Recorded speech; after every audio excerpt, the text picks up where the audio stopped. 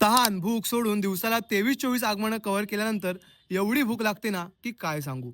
पण त्या दिवशी माझं भुकेलं पोट घेऊन आगमन बघताना मला अचानक दिसलं दादरचं मराठी तडका.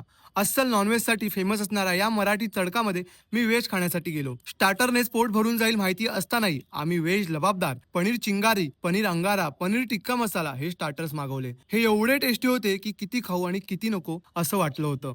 एका मागोमाग एक सर्व स्टार्टर मी टेस्ट केले. त्यातलं पनीर अंगारा मला खूप जास्त आवडलं. मग बारी होती नान आणि भाजी टेस्ट करण्याची. एवढे क्रिस्पी बटर नान आणि तोंडावर पाणी आणणारी भाजी. अशी चव आले ना जिभेला, खरंच. आता हे पापी पोट अजून मानत नव्हतं. म्हणून पनीर बिर्याणीवर ताव मारायचं ठरवलं. चमचा बिमचा सोडला आणि डायरेक्ट जो घास घेतलाय, क्या बात!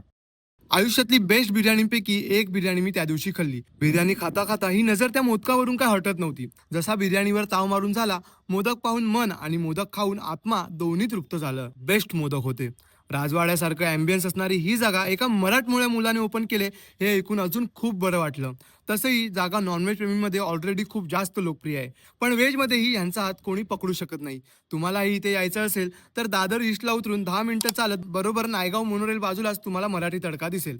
बाकी सर्व डिटेल्स कॅप्शनमध्ये मी दिलेले आहेत.